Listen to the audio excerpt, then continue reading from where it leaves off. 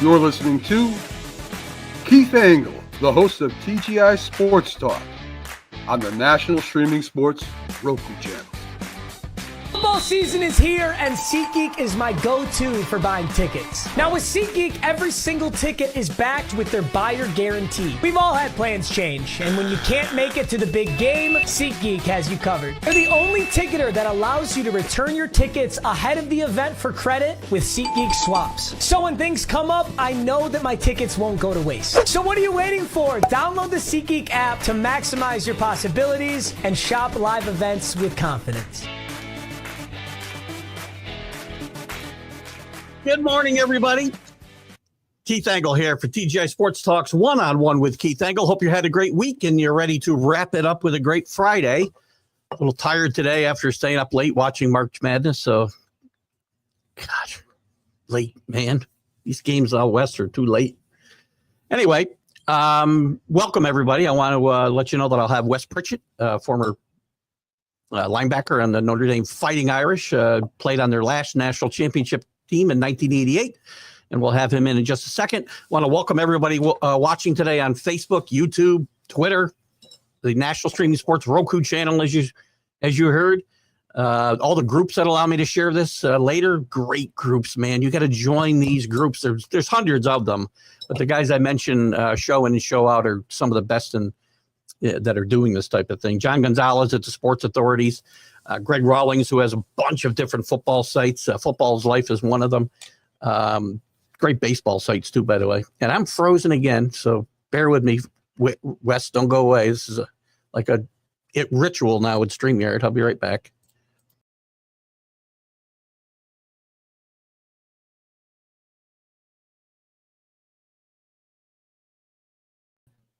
So frustrating, right? Jeez. Anyway, where were we? John Gonzalez, Sports Authorities, Greg Rawlings, Ken Kraus, Golf Bud, Sports of All Sorts, Flo and the Gang of Bottom Line Sports. He does his podcasts on Let's Talk Sports. All great friends of this show, and there's hundreds more groups out there that support all of these efforts, and we thank you for all of that.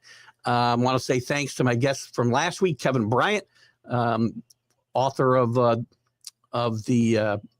book on the NFL and espionage within the sport. And he's writing one that may or may not come out at some point about college in the same topic. And next week, by the way, it'll be the Sound Off Show. And we'll have Jim Beringer talking about the NHL and your comments as well. My guest today, as I said, played for Notre Dame and was recruited there by Jerry Faust and ended up playing for the legendary Lou Holtz and winning the national championship in 1988, Notre Dame's last national championship, which we'll talk about a little bit as well, why that might be. And with that, we'll welcome in Wes Pritchett. Good morning, Wes. How are you? Morning. How are you? Thanks for having me. I am doing very, very well. It's funny, Wes and I were talking before the game before the game. Yeah, this is really one-on-one we're going here. Before the interview, and he got a call from a good friend of the show we just had on a couple weeks ago, Richard Todd, which Wes was a little surprised at, but you guys will probably remember we had a great conversation with Richard not long ago. So it's a small world when you think about it. So I've been friends with Richard since probably 25 years, I would say. We worked together. We were business partners for about 10 or 15 years. Well, probably 12 years. I'm going to say he's got to be a little older. I think Richard's my age, or around that. I'm 65. Trying to remember what years. I think that's close to his age. Yeah. He might be a little older, actually. I think he got to the Jets in 76, so he'd probably be a little bit older than me. But great guy. He had some more technical. We were talking about technical issues and whatnot. We never did get with the picture with Richard. We did it all by phone. I'm holding it up to my microphone. We managed to pull it off, though. So thanks for coming in this morning, Wes. Before we get into your time at Notre Dame and all of that, let's talk about before that. When did you realize that you were going to be a Division I football player, and who influenced your path to Notre Dame, if you will? Well, it's a kind of an interesting story. So I grew up in the South. I'm from Atlanta. My parents were Southern. I mean, both my parents were born in Georgia. My father was a big time athlete, and he actually had gotten recruited. He ended up going to Clemson on a football scholarship, and then a couple things happened. It was a military school. He told them that wasn't a military. They told him it wasn't a military school. They cut his hair. He came home. Anyway, long story short, he ended up playing at Georgia and then getting drafted into the Korean War. So he never ended up playing football past that. But the funny thing is, though, my dad always loved Notre Dame. And I think he was from the generation, during World War II that Notre Dame apparently was the only team that was on the radio. It was like the national broadcast of college football. So he was always enamored with Notre Dame. And when my recruiting process probably really started it was a lot different back then. First of all, I don't even know how you got recruited. I mean, I guess it was all word of mouth. Coaches had to really beat the bushes, and you didn't have the recruiting staffs and you didn't have the digital. I mean, think about how many kids they can look at now in their office. You just send them tape, right? And they can watch 100 kids. In the old days, they had to go get on the road and go see people. So, right. I was recruited pretty heavily. I was very young, as I told you before the show. I graduated from high school at 17 years old, but and I got hurt my senior year, so I only played in a game and a half my senior year. Played tight end and inside linebacker. Anyway, I have no idea how the University of Notre Dame found me and how I got offered a scholarship. So when I was back in those days, you could only take 5 trips.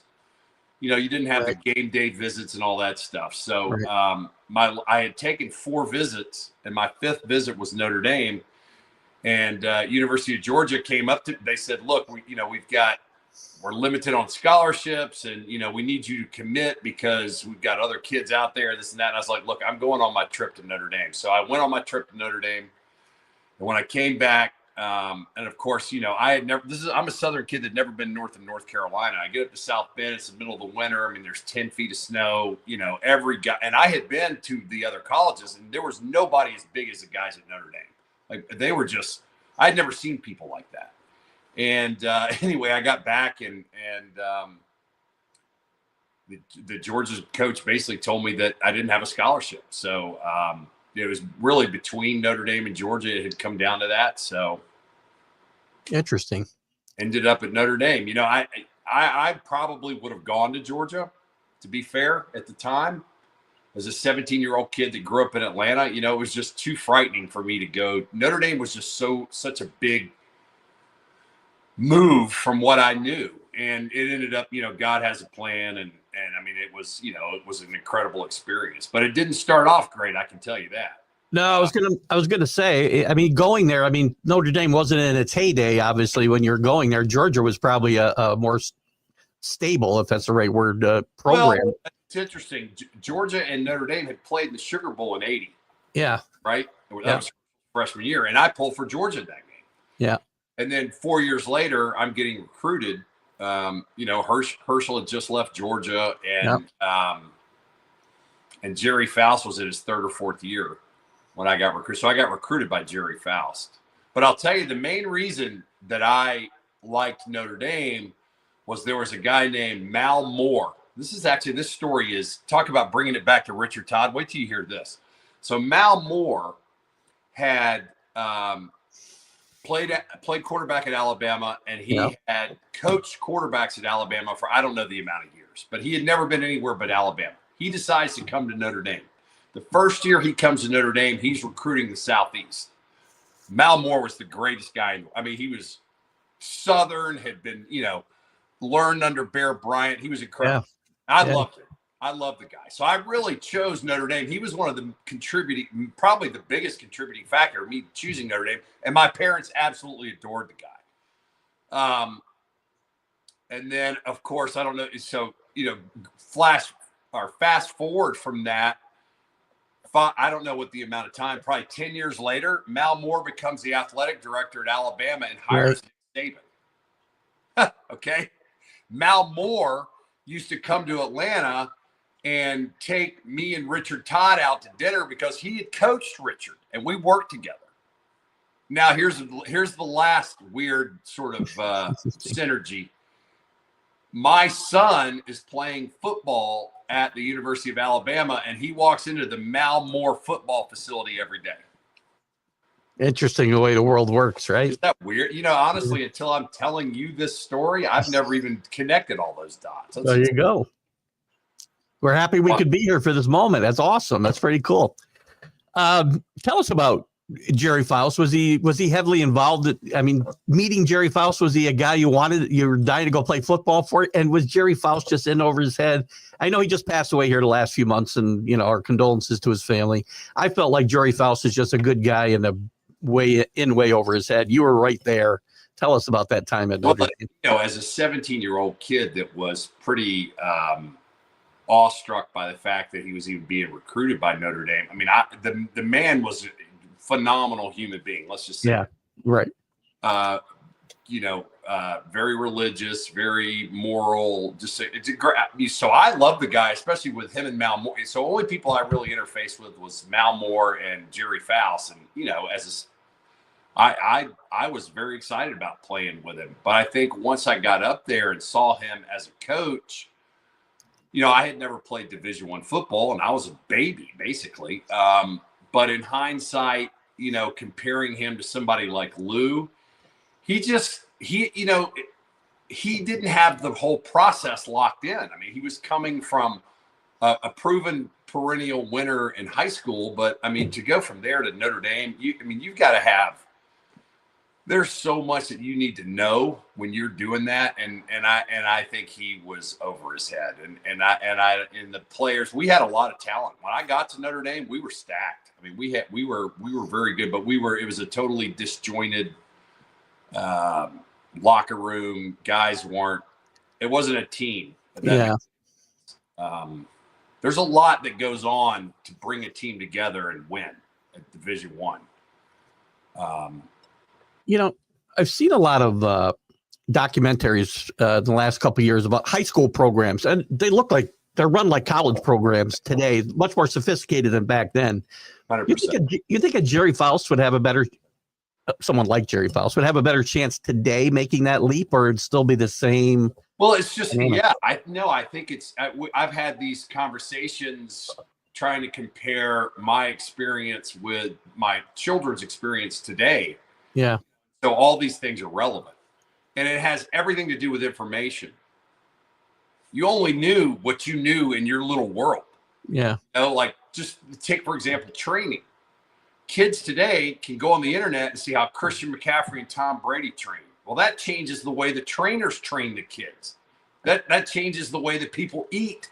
And so I think today, with all the videos and everything, you could see how Lou had a process. He had priorities. Saban had the same thing. They all talk about their process, but it's basically being held accountable, working hard, being a hard ass, staying out of trouble, doing. Lou had this very simple 3 things that he would say: do the right thing, do the next right thing, and let the people know you love them. People that you love know you love them. Or let people know you care. That's it. That was it.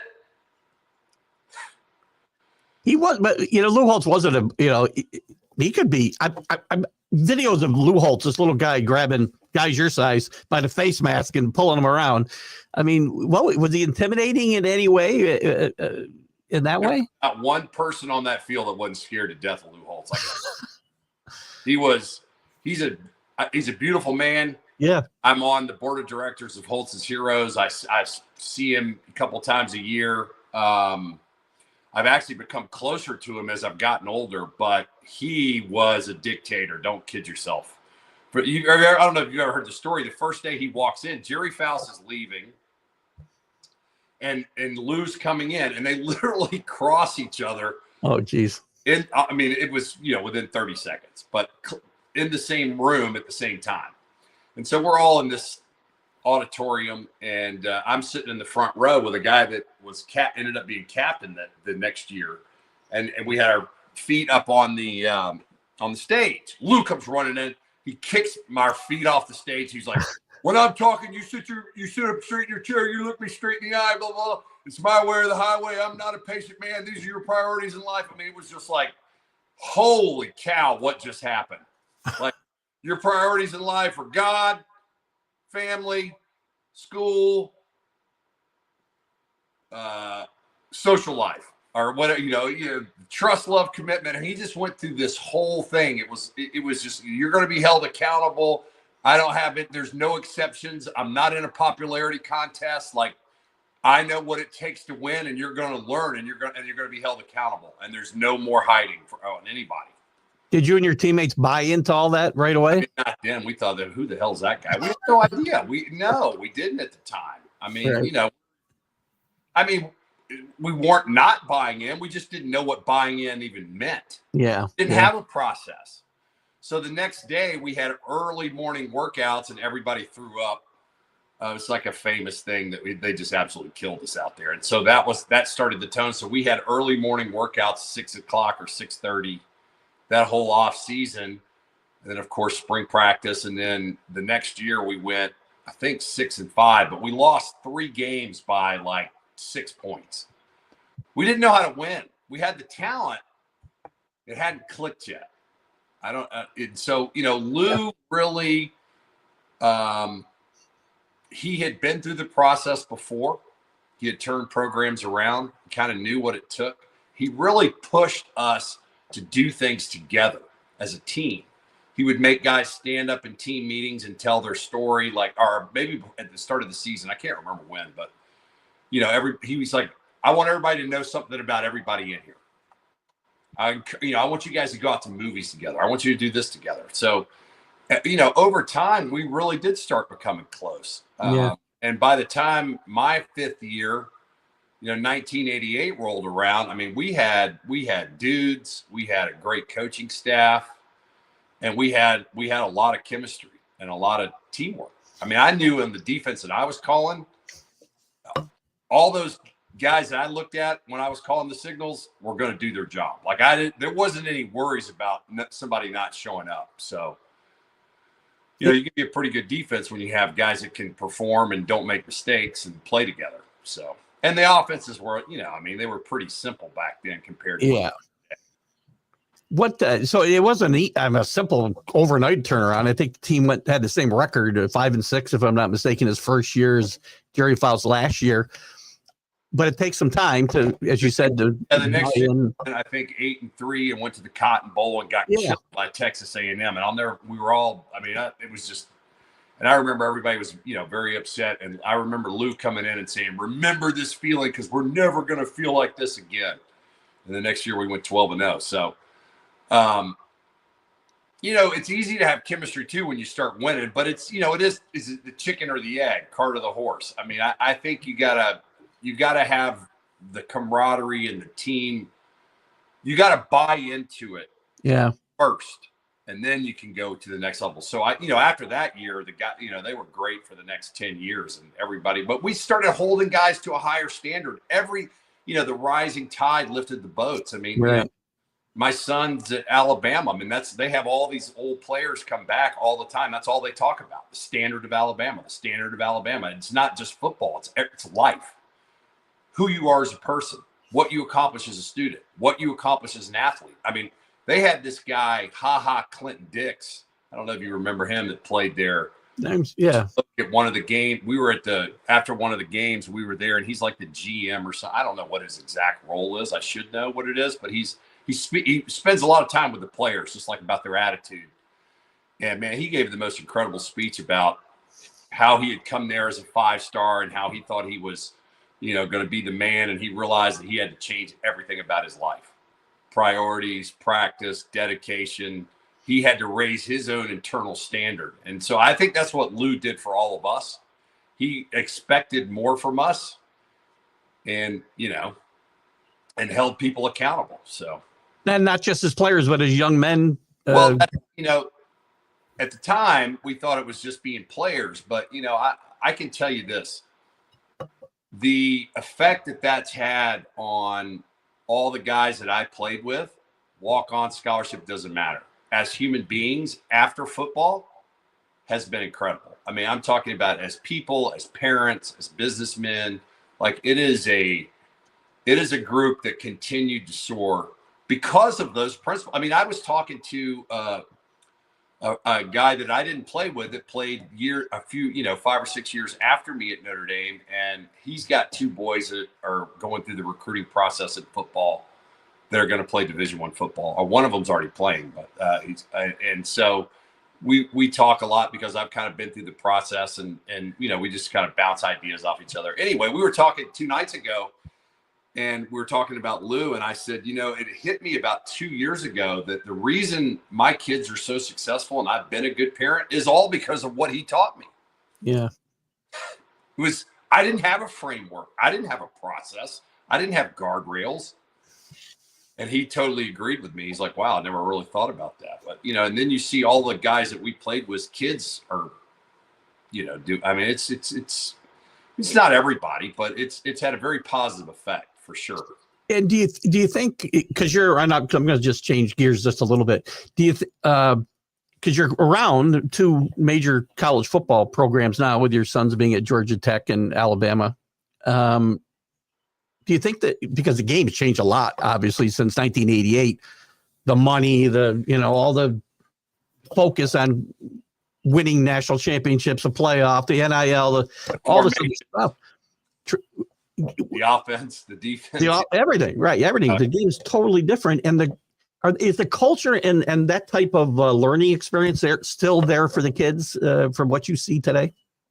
I can tell you that I have been very pleasantly surprised about that.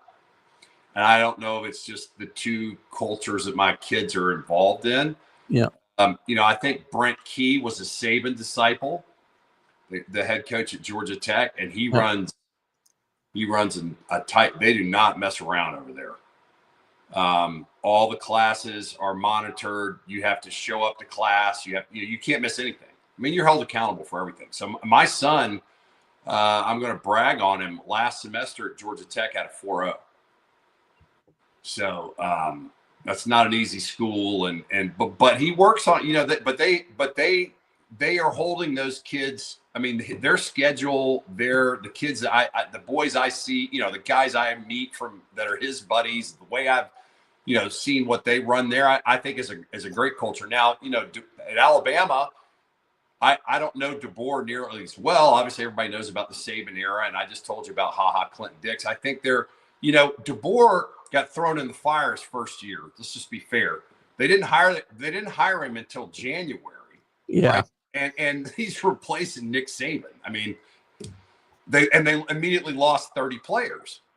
Was your son recruited by you? Everything he did was completely, was different than what Saban did. So I think it's taken him a year to kind of get his guys in, get kids to sort of buy into it. I can tell you my son went there in January and he is all in. I mean, he has nothing. He would tell me we have a very transparent relationship. And he's like, Dad, I'm telling you right now, we bought in, we're locked in. Nobody's messing around. Like off-season workouts are great. Spring practice is great. He's like, he thinks they're going to be really good. He was recruited by DeBoer? He was recruited by DeBoer. Yep. It's a funny, he was committed. My son was committed to North Carolina for a long time. He loved Mac Brown and he loved Freddie Kitchens, who was a quarterback at Alabama. Yeah. This huge Alabama connection. Apparently. I guess. It's say again? I was going to say, I had a question here from Rick Sherlock about your son. What position is he playing at Alabama? Tight end. Cool. And guys, I'll get to any questions. If they aren't necessarily relevant, I don't want to kind of interrupt too much of the flow of the conversation. So we'll get to all those questions at the end for sure. So I'm talking a lot. There's a lot. No, you're good. You are perfect. This is my children and the current environment. I laugh that when I would go to the schools, they would all say, well, you've been through this before. I'm sure I said, listen, the only thing about my experience and this experience are the schools. Yeah. Nothing is the same. The process is different. The visits are different. The information is different. NIL is different. Transfer portal is different. Everything is different. There's I'm trying to advise them in the new world. So I have to change everything. I have to look at things differently, which has been interesting. You feel like, and I'm going to go back to the Notre Dame days in a second, but since we're on this topic, I'll stay here for a minute. Do you think these changes, all of the realignment, the NIL, the transfer portal, which I think the NIL and transfer portal as a combination is horrendous actually for the sport. But do you think this is good, or are we heading down a bad, the tracks are going to end here at some point? Well, what have I been talking about? Guardrails, right? Yeah. Parameters, sort of defining your little world. I think the problem is what you said. I actually think NIL is okay. I don't like the transfer portal. 100%. The transfer portal is ridiculous because you don't have any accountability. If you don't like it, you can leave, and you don't have any consequence for doing that. I mean, let's use me as an example. I got to Notre Dame. My dad had preached to me 4 years for 40. You've made a 4-year commitment. It's going to pay out for the rest of your life. You're all in. I don't care what happens. I got there my freshman year. I was the only scholarship player that got redshirted, the only scholarship player on the scout team, the only scholarship player that wasn't traveling. I did not want to stay there. I got my transcript papers. I was going to Georgia. Absolute fact. My dad got on the phone one night and said, Wesley, you made a decision to go to the University of Notre Dame. By God, you're going to make it work. I'm tired of talking about this. He used a lot different language. But we're not going to talk about this anymore. You figure it out. Click. That was it. And it changed my life. I got off the phone. I was like, you're right. You know what? I'm going to outwork everybody here, and I'm going to freaking play. I'll show them the greatest thing that ever happened to me. That learning that, once you realize that you can overcome adversity and hard work and all that stuff pays off, what a life lesson. So are kids learning that today? No. They're running high. Oh, I didn't get to play. I'm Mr. 4-star, 5-star. I'm leaving. So 100%. My kids do not have that mentality. I have preached into them that we're committed to this. We're giving it, but at the same time, let's be fair. This is the flip side of the coin. If my son, and I'm not saying we're going to do this, but, let's just say that he's all world at Alabama. Well, that becomes a bidding war. What do you do? I mean, he's a loyal kid. We're all in at Alabama. I'm not ever saying that we would ever leave, but I'm just saying as a parent, I'm in the financial industry. I understand like a little bit of finance and financial planning and all that stuff. But if I'm a parent that has a child, doesn't come from a lot, and his second year, he's at wherever, Georgia, and LSU offers him $4 million. Well, you got to think about that. Yeah. So I don't love it. I think there has to be consequence about the transfers. And I think if they would give a kid maybe you get one transfer, but that's it. And then after that, you have to sit out a year. You can't just let kids go every 9 months. They can go back and forth. And now they just opened it up and made it worse. It's crazy. So the reason they aren't doing the spring games is because the portals opens right after that. And the coaches are afraid that people will watch the kids play in the spring game and poach them. Crazy. Stupid. How can that be common sense? There's very little common sense in college sports, for sure. The NCAA I can tell you this, the NCAA is a disaster. Yeah. They're not in existence as far as I can tell. They're not enforcing anything to the NIL or the portal. They're afraid to. They've already lost in court, so their hands are tied. So I don't know what happens now. I mean, I think, unfortunately, that Congress is going to have to get involved. I don't know who puts guardrails on it. And I don't know do you just open it up to free markets and realize it's different and embrace it? And, the flip side of all this is I just got through telling you how hard my kids are working and how great they're doing in school and everything else. So, maybe it's working because they have more money to give back to the school. There's a lot of ways to go with it. Yeah. There's a lot of doors open that unfortunately maybe should never have been open. That's the thing, right? We don't know today. I don't think, well, in 4 years, when your kids are done, maybe we'll have a better picture of what all this is going to have an effect. I can tell you this, from the time that they started getting recruited 2 years ago to today, everything about NIL has changed. When they first started it, you had to make appearances and you had to do something for the money. Yeah. That's gone. Just pay for play now, right? Paying. Yeah. They pay them. The collectives pay them an amount, and then they can work their own NIL deal too. But that's how they're telling these kids, whatever, you get $2 million next year. They don't have to do anything. Then if they get an NIL deal on top of that, that's great. So basically NIL is pay to play.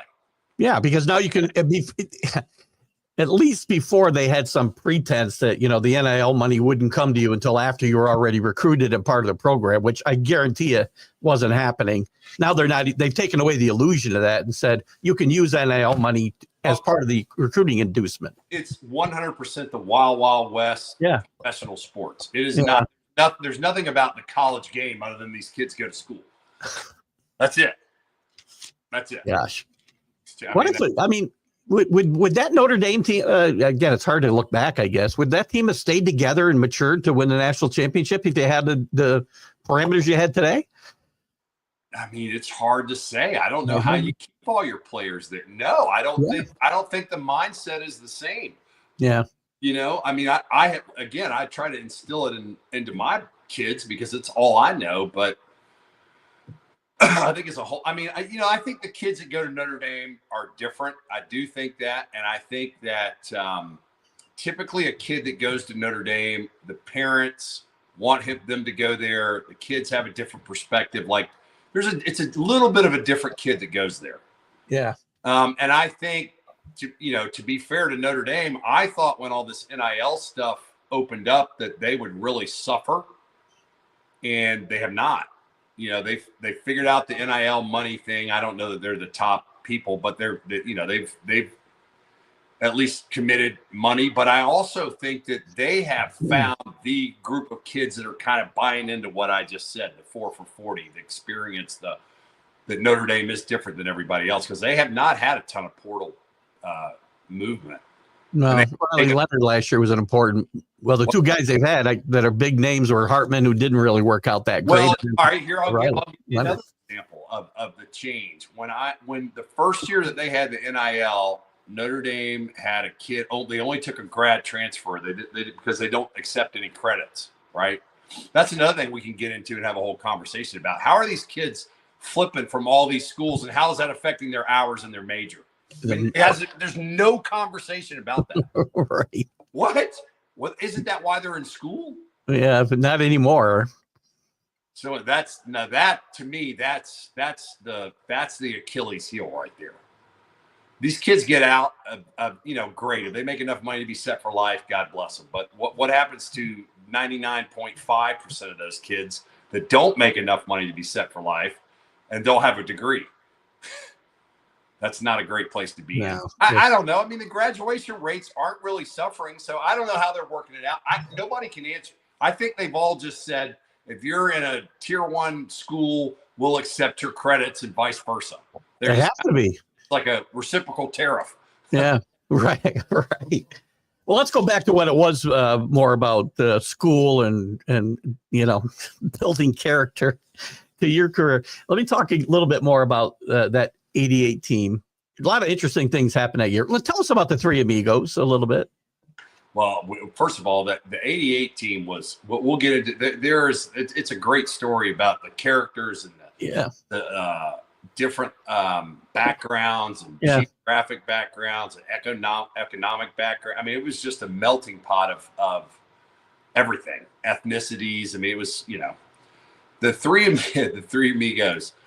Well, we had 3 guys I think who were pretty good football players, and we were kind of natural leaders, and we played with a lot of emotion. I mean, I was a very emotional player. We did a lot of pranks. We just had fun. I mean, we were having fun, and we made a lot of plays, and we won a lot of games, and so you had 3 All-American linebackers on the same team and you win the national championship. And the guy ended up being, pretty funny and well-spoken. We stay in touch with each other. We have our own podcast. Actually, oh, they're cool. Under the Golden Dome. Yeah. Oh, I got to check it out. Yeah, we just started that. And we stay in touch. We still see each other. Having that type of leadership group, if you will, I mean, it had to have been a very positive influence on that group as a whole. As you mentioned, a melting pot of people. Was it a positive influence on the team as a whole and relieve tension, if you will? We can get into more like the sort of the dynamics of that year. So my 5th year, Foge Fazio had been the defensive coordinator. He got replaced by Barry Alvarez. So, of course, now we know what a great coach Barry was. Coach, yeah. And I had an amazing. That's probably the best relationship I've ever had with a coach. It was my 5th year. I was a starting linebacker. I spent a lot of time in his office watching film and just discussing, life in general. And but talking about the leadership, so we had a lot of guys that were first-year starters on that 88 team. So, in hindsight, it's easy to say, God, you guys were stacked. But at the time, we didn't know how good all these guys were. And you had Tony Rice, Pat Terrell, Rocket Ishmael, Ricky Waters, Tim Grunhard. Great players. These are all first-year starters, by the way. Yeah. Todd Light, Chris Zorich, Stoney, I think Arnold Ali. I mean, we had something like 10 or 11 guys that were starting for the first time. So, so you had that, and then you had guys like Frank and I that were the only two. There were 3 fifth-year seniors on that team: myself, Frank Stams, and Daryl Gordon, Flash Gordon. And so, I think the kids looked up to us because we had been through it, and we sort of tried to take that leadership role. And for example, I'd walk into Barry's office. He'd be like, "Look, Pritch, now I need you to get to we're not messing around at practice today. We love to have fun. But today's a work day. You got to keep the tone. We got to stay focused." And I would go out there and freaking bust everybody's head, and they would watch us when we were dialed in and getting in fights and not messing around. Then they weren't either, and we didn't tolerate that stuff. I mean, we didn't have mental errors. Yes, it was okay to have fun, and light moments and all that, and goof off and all that stuff, but. There was nowhere to hide on at least I'm speaking for the defense. On the defense, we didn't make mistakes and we laughed. The defensive guys, we had a lot more fun because Lou was with the offense. So you think that Barry was intense. Oh my God, we could hear Lou down there. Those guys. I mean, we would go to the showers and Lou would reset the clock and make the offense stay out for another hour. It happened all the time. We would shower, finish, eat dinner, go, and never see the offense. They hadn't even got, they would, those guys. Did the three amigos ever run afoul of Coach Holtz? No, I don't think we were ever in trouble. Not really. It was all, we would do silly stuff. Like I stole the blue and gold reporter Tim Priester's cigar one day and stuck it in my mouth and ran out there and started, and then I'm billowing. Barry's looking at me and seeing billows of smoke, coming out from behind my helmet. And I turn around like that. He says all he sees is a red glow. We stole one of the coaches. One of the coaches was from Pennsylvania, and he had some guy that would send him Philly cheesesteaks on Fridays. And we stole his steak and then wrote like Frank and I stole his Philly cheesesteak and said, "Coach, thank you for the Philly cheesesteak, Stoney." We were just always, it was just silly stuff. It wasn't like we did goofy stuff in interviews, but we weren't. It wasn't like we were going out and wrecking cars and It's like today. For the most part, we were. Look, we were locked in on football. We had fun, maybe Saturday night, but we didn't go out a lot during the season. Did you know this team? Did you or anybody else know this team would be special and win the national? Think, I should say. You come off a decent year, as you said, went to the Cotton Bowl and wasn't a great experience there. But all those young guys, you start off with a tough Michigan game and you win it. When do you start to think this team could have something special? And we're going to talk about another game, obviously, in this. We had a lot of big games that year. It was I was confident. I thought we were going to be really good. I had no clue that we were going to be as good as we were. We were close the year before. We should have beat Michigan that year. I think we beat Michigan at 8. You did. First game, yeah. Yeah, up there because I had an interception. That was my first start in the Big House. We had a pretty good year the year before. We just didn't finish. And but no, I didn't. I knew we were pretty good. I can tell you this: our practices were so intense. Like my kids talk about how much they hit and this and that. They have no clue what hitting is. We didn't have thud. I don't know what it was. I barely had thud. It wasn't to the ground, but I think we had live team almost every practice that we were in pads at the end of the practice. So, like you said, I mean, Michigan was really good. When we beat Michigan, and they were top 5, obviously we thought we were pretty good. And then, of course, going into the 4th game of the season when Miami comes in on a 2-year win streak and, Catholics, convicts, the fight breaks out and all that. We can talk about that game if you want to, obviously. Yeah, I definitely wanted to get into, Miami was just kind of, they were in the middle of their best run in the 80s. No, they were the best team of college football. Well, they had been the best team of college football. Yeah. So they come in and what first of all, the whole Catholics versus convicts thing and that, because there's a great 30 for 30 for that on ESPN. What do the players think of that whole thing with the T-shirts and, the kids making them were getting in trouble? Was that even on your radar that this whole thing was going on outside of the football program? No. So I can just tell you why there was so much hatred. All right. So in 1986, I think 86 or 5. What was Faust last year? 86, I guess. 86. 85. Oh, 85. This is the Jimmy Johnson game there. We played there. Faust has already said that he's leaving. Yeah. It's the last game of the year, and we get destroyed. I mean, they block a punt and at the end of the game and throw a touchdown to beat us 58-7 or something like that. I mean, it was just they killed right. So I didn't like Miami. Let's just put it that way. Yeah. And then the whole just like their persona and all that, and then the game starts.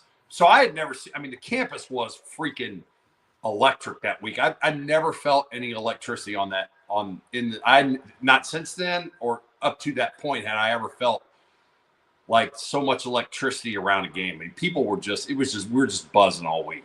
And then, at the end of warmups, typically we would punt the ball back and everybody would stand at the back of the end zone and the opposing team would go around us, behind us, and in the tunnel. Well, Miami starts coming straight down. And I'm looking at Bolcar. Bolcar's looking at me, and I'm like, "Are you seeing this?" He's like, "Are you seeing this?" And as they got closer and closer, they basically ran right through our drill, like, one of those deals. Yeah. And that didn't go over well. And so, it was a full-blown 100-on-100 fight. It wasn't like 3 or 4 guys pushing. It was a full brawl. And cops had to come in and break it up. Of course, then we go into the locker room, and we're just going crazy. Broke a chalkboard, and that's when Lou gives the famous speech. And I don't remember what he said, but then he says, "Leave Jimmy Johnson's ass to me." And when he said that, we just went flying out the tunnel. That was like our Braveheart war cry.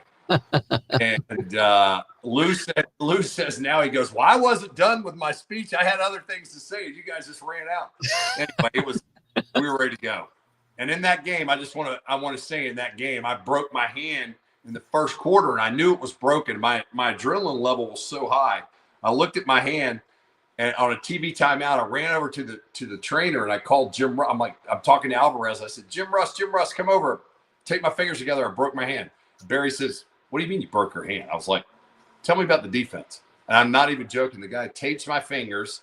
He tells me the defense. I ran back out there. I ended up having 14 tackles in that game. But that's the kind of stuff. There was nothing that was going to keep me from playing in that game. Like, we were just wired different. I was going to die on that battlefield, in my opinion. For me, that was my, this is it. I'm leaving it all on the field. And I think we all felt like it wasn't just me. I mean, that was the mentality that we had. Like, we're going. And to be fair, I don't think Miami had better players than us.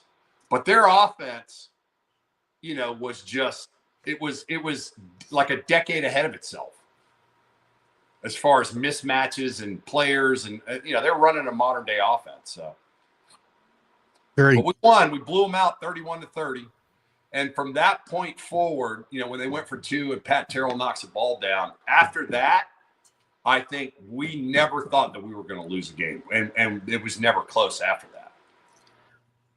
So that was the point where we got in the locker room and looked around and been like, we're going to win this thing. Like, that was the moment, in my opinion. that we really realized that we had come to the top of the mountain, especially given the fact that where we had been 3 years earlier when they beat us by 50 points.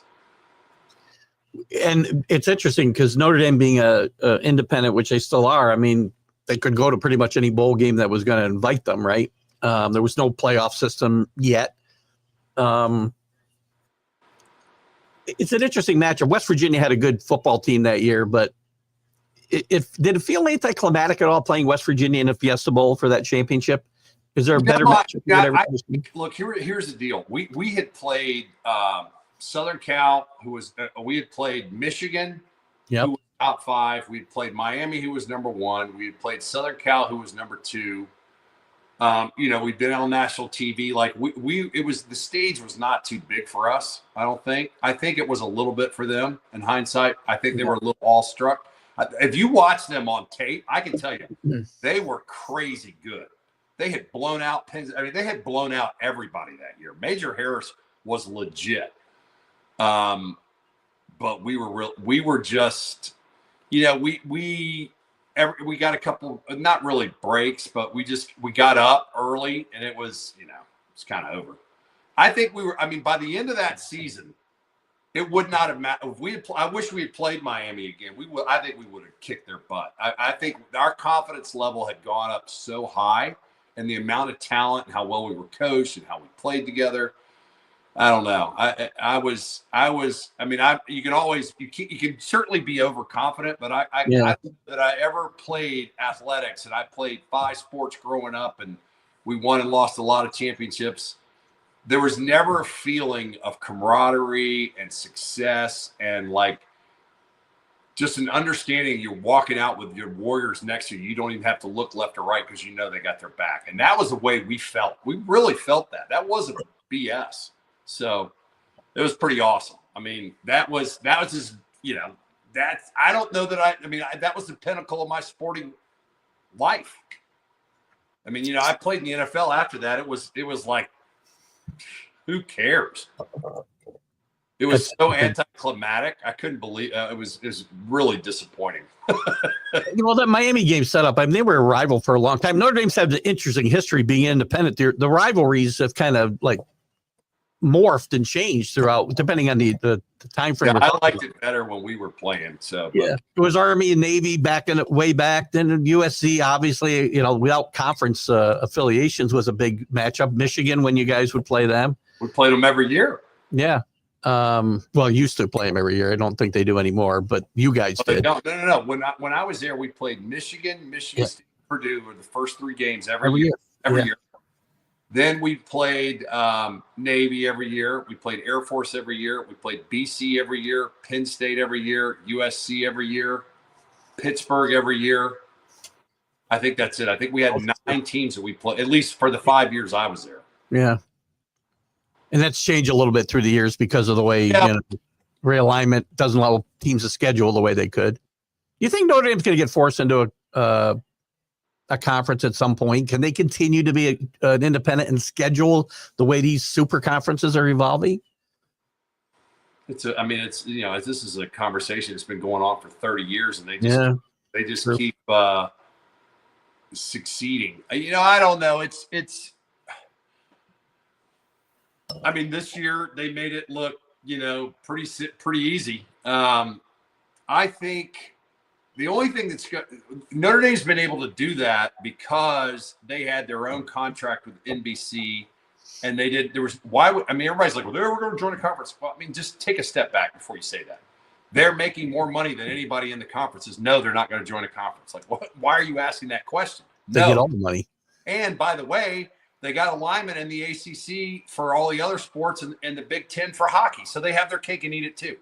I don't understand why people argued about that, or maybe they just are ignorant. But now with the conference realignments and the money and the Big Ten and the SEC generating so much money, that I think the TV contracts now, I thought I looked at the numbers, and the teams are actually making more than Notre Dame now But that was before Notre Dame made whatever they made in the playoffs. I was going to say that money's all theirs, where the rest of them got to split it. Yeah, so they have the back end. I mean, if they can make it to the championship game every year, right? They'll never join a conference. I mean, why would you? If it ain't broke, don't fix it. I mean, it's kind of like,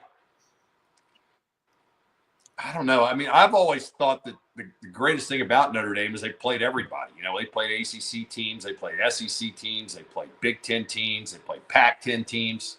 Of course, there's no Pac-10 anymore, but I don't know. I mean, I don't know. The thing, it's moving around so much, it's really hard to say. I mean, I know the athletic director at Notre Dame is Pavakwa is as sharp as it gets, and he understands that a lot better than Wes Pritchett. And so he's going to make the right decision at the right time for Notre Dame. I really like everything that he's done.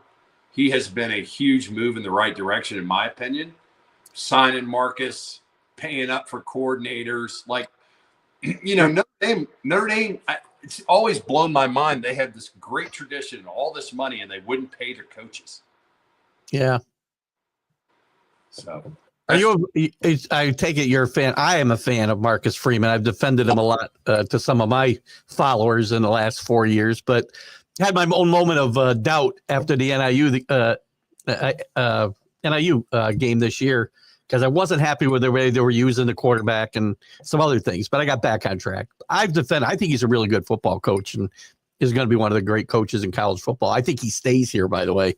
All the talk about the NFL he's not going to the NFL. I actually was a big supporter of Marcus from day one, just because of the passion that he had. Because to me, when Lou was there, watching the players, you could tell that the Notre Dame players were passionate. To me, for 20 years, I got lost. They looked like robots out there. Nobody had any passion. They weren't jumping. I don't know. It didn't look the same to me. And I loved what Marcus did. It was the greatest comments I heard about Marcus were from Lou. And so here, but let me tell you this. So Marcus's first year, he invites so Kelly didn't want to have anything to do with ex-players, didn't embrace the tradition, didn't let ex-players come to practice. Marcus opens up everything. He starts having conference calls with all the players. He invites all the ex-players back to Notre Dame, and they have this big weekend, and he divides he brings all the players in. Listen to this. This is genius. So we have a cocktail hour with all the ex-football players and the current players. Then he breaks us down by financial industry, banking, finance, private equity, whatever. And the kids sit down in the different areas and listen to the different, guys. And this is right when NIL started. And Marcus said, listen, this is your NIL at Notre Dame. These are the guys that came before you that are successful. You get to know them and learn how they did it. And I was like, man, this guy is a leader. Like, he gets it right away. I just got goosebumps. Like, the whole point about Notre Dame when I went there was the tradition. Yeah. The Four Horsemen, the Wake Up the Echo, the movie, The Wake Up the Echoes. I made Mal Moore and Jerry Faust bring Wake Up the Echoes down to Atlanta. They had like the big camera and they played it in my den for my parents on a projector. So, I mean, I was. And then Lou said an interesting thing, because so then Marcus, what does Marcus do?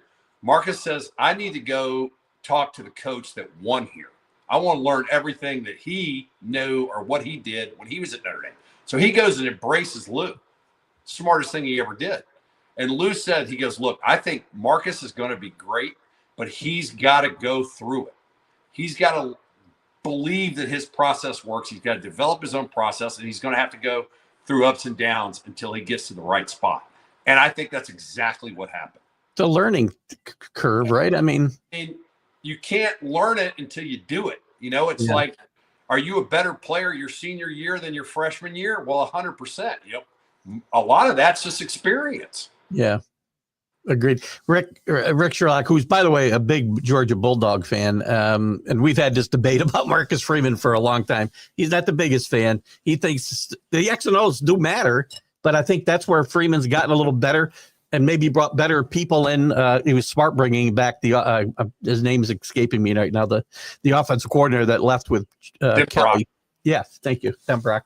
No, you're 100% right. I mean, you got to have to win. You have to have everything, right? You have to have players. You got to have the players first and foremost, right? Then you have the X's and O's. Then you got to have the culture. Then you got to have the discipline. I mean, it's not easy to win.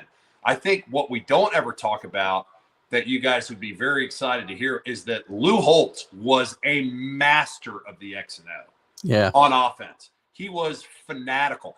He would put in plays every week. The offensive plays, he'd put in 2 or 3 plays and say, "This is going to score a touchdown," and it happened every week.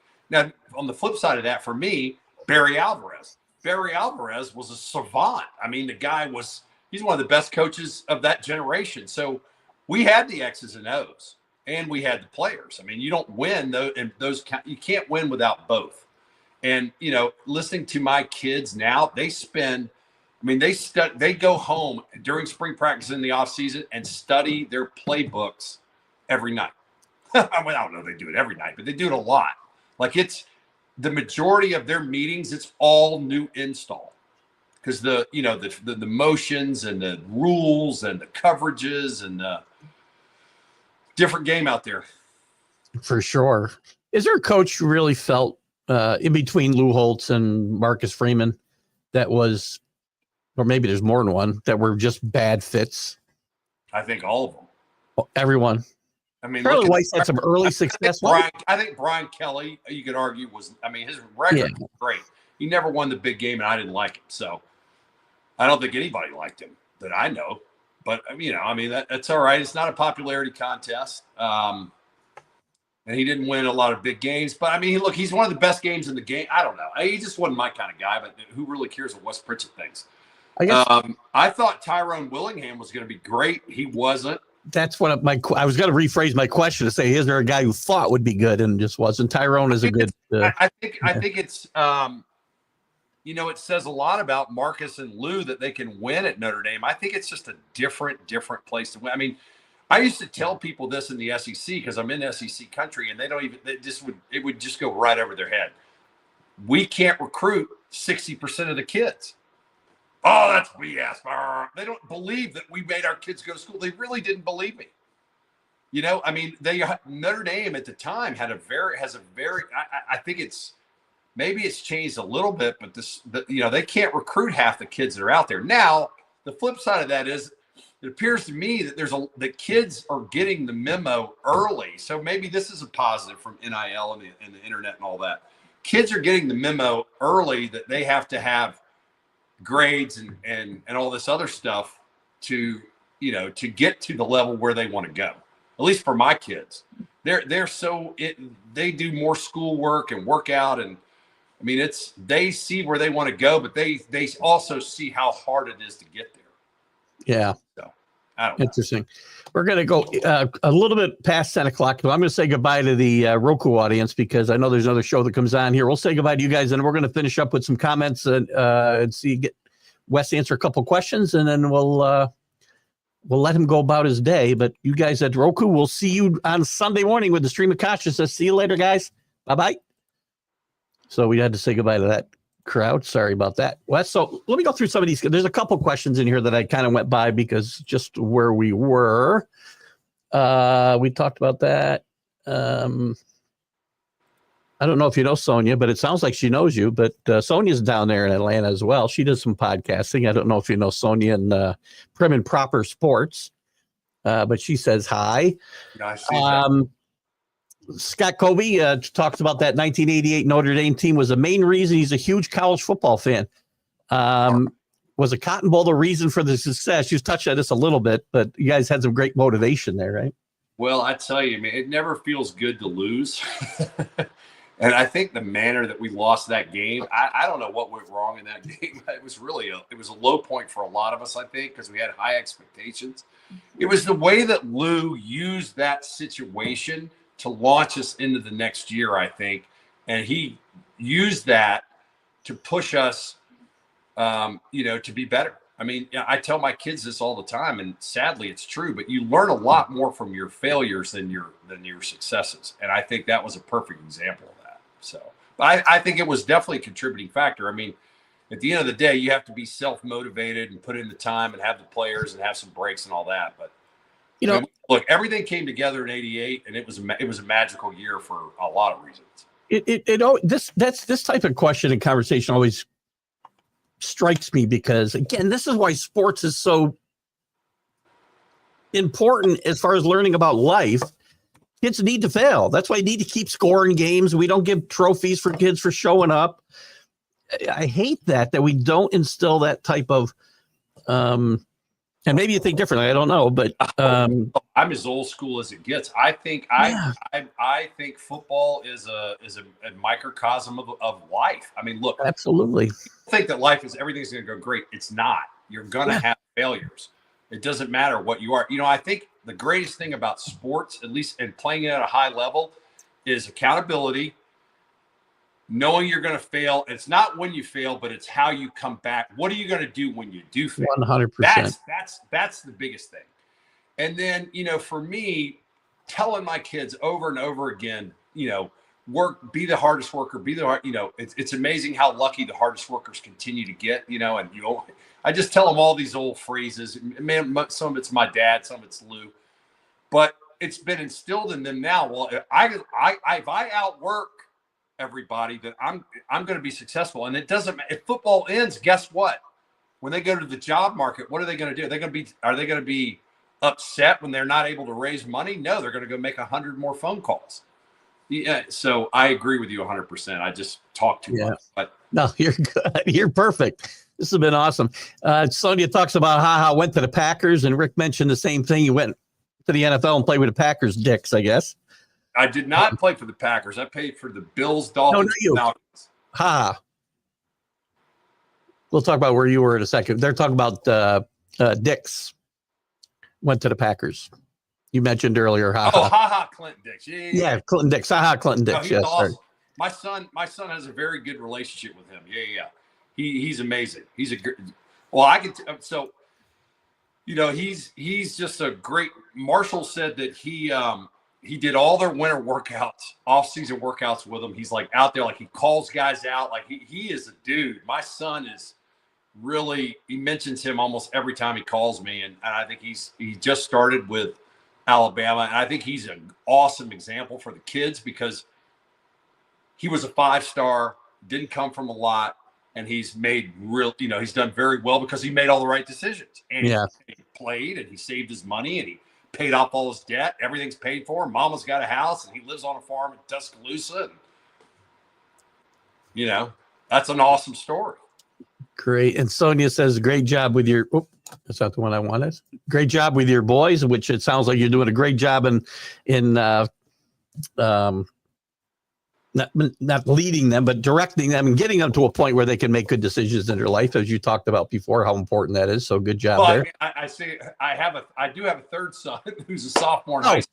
We don't want to forget about him. Yeah. I can't not talk about him. So he's a very good football and lacrosse player, and all three of my boys played lacrosse, and we'll see where his journey ends up. He's still a young buck, but I really thought both my older two kids were going to play lacrosse. And then they came to me one day and said, we don't want to play lacrosse. We want to play football. I said, all right, great. Well, listen, lacrosse is huge in NCAA, but it's not college football. That's for sure. But not big. College football. It's certainly big. Danny Fuller out in LA. Welcome, Danny. Danny was an early riser this morning. What did he say? First off, great interview. So thank you for tuning in, Danny. Do you think it's time that the Irish, there we go to a conference, and which one?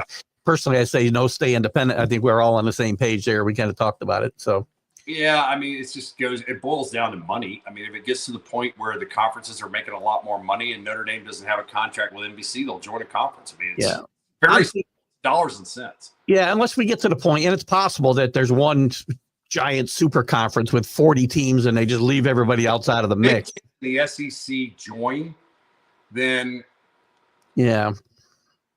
Then all bets are off, right? Yeah, and so I'm just going to emphasize again: Notre Dame's not in a conference in football, but they have their Everywhere else. The ACC. They got to play 5 or 6 teams a year, and then they get the benefit in the other sports. They have the ACC and all the other sports, and the Big Ten in hockey. So if your numbers are pretty even for what you can make or more for Notre Dame here from football, and your other sports aren't suffering, I mean, what incentive do they have? Yeah, Right now. I mean, it could change. There was one time during COVID.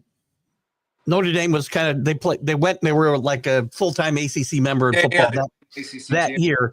And I thought if there was a time for them to be in a conference, the ACC should have put their foot on their throat and said, "You want to come? You're coming for good." Well, they should have, because Notre Dame wouldn't have been able to play 5 games. Right. Yeah, the ACC totally bailed them out. But the flip side of that is, does Notre Dame make the ACC more real? Well, you could argue that too. For sure. It was the ACC benefited as well. So there's, but I hear you. Yeah. I sense Notre Dame would have said no and maybe foregone the season. I don't know, because I don't think they would have locked themselves in. That's the thing about Notre Dame that I've learned over the years. You're not going to push them around. Right. Speaking of teammates, and we talked about the 3 amigos, which might fall into this classification. Who are the craziest teammates you had? I mean, we would argue that we were the craziest. Right. And we probably the 3 amigos. That's a good answer. We had a couple of guys that you wouldn't know that ended up getting thrown out of school that were probably crazier. The Ridge, what was Ridge's first name? Ridgely. He was from Pennsylvania. He was absolutely insane. And then there was another kid, Marty Lippincott. Actually, he was a big player. He was like a 5-star top 10 kid out of Philadelphia. He was pretty crazy. Cool. We were pretty. It was a different time back then. We didn't have. It's funny. You would think it was 100 years ago and not 40.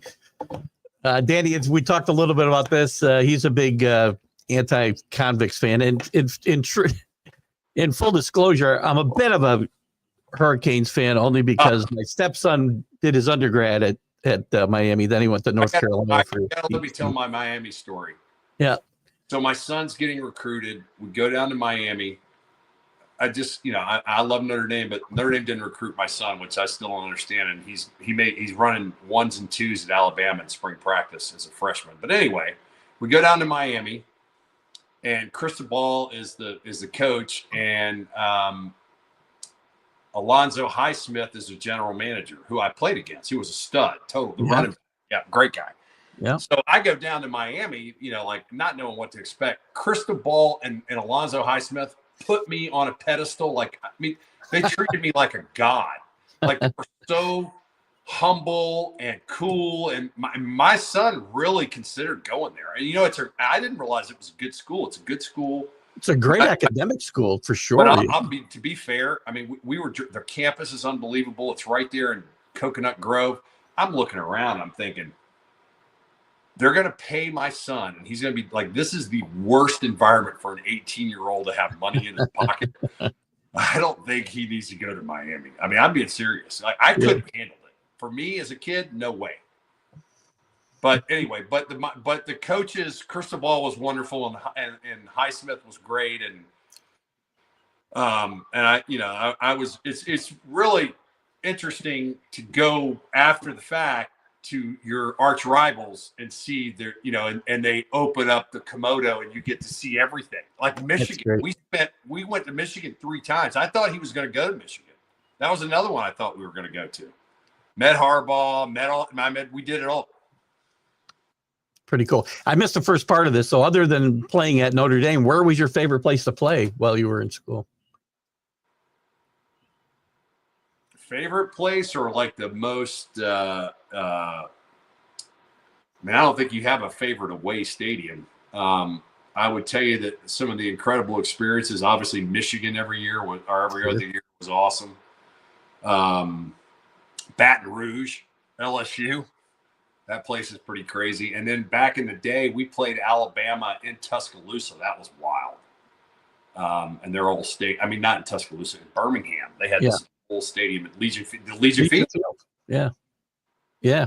Remember, good answers. How many members of that championship team? You did go to the NFL. We'll talk real quick if you want to about your short stint in the NFL. You seem to have done all right for yourself, not playing in the NFL. But how many players? That's a really good question. A lot. I think somebody told me this number could be wrong, but in the Miami Notre Dame game, there were 39 players on those two teams in the NFL. Wow. I mean, there were some dudes out there. We had a lot. It was a lot. I mean, on that team, there's probably over 20. Yeah. That's a really high number. For sure. Absolutely. What about your own time in the NFL? Did you think you were going to have a longer career, or was it just I'm fine with what happened? Do you have any regrets about that? It's interesting. I never really, I never thought I'd play at Notre Dame, much less play in the NFL. I mean, it was a dream of mine. I think for me, when I got to the NFL, I was like, how can this be the NFL? Like, I got drafted by the Dolphins. They had the worst facility I've ever. My junior high had a better facility than the Dolphins. They still at the Orange Bowl then? No. Their practice facility was at this junior college in the middle of nowhere in South Florida. I mean, they had one field.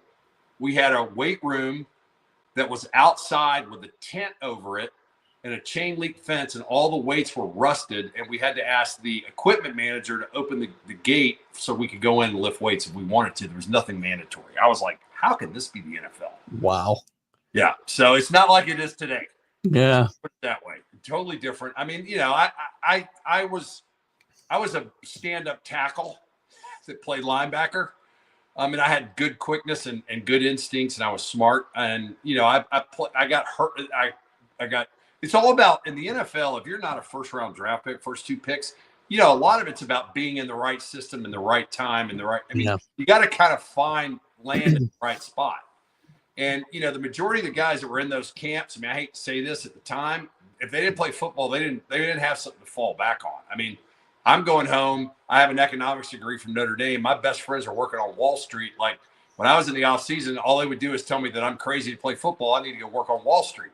And they were putting bugs in my head about how much money guys were making on Wall Street. And when I got done playing, I went to work on Wall Street. I got letters of recommendation from Lou. I got referrals from Dick Rosenthal, who was the AD at Notre Dame. And my brother was already living in New York. I slept on his sofa and interviewed with 25 firms up there, and went to work for a training program in 1993 on Wall Street. So literally on Wall Street.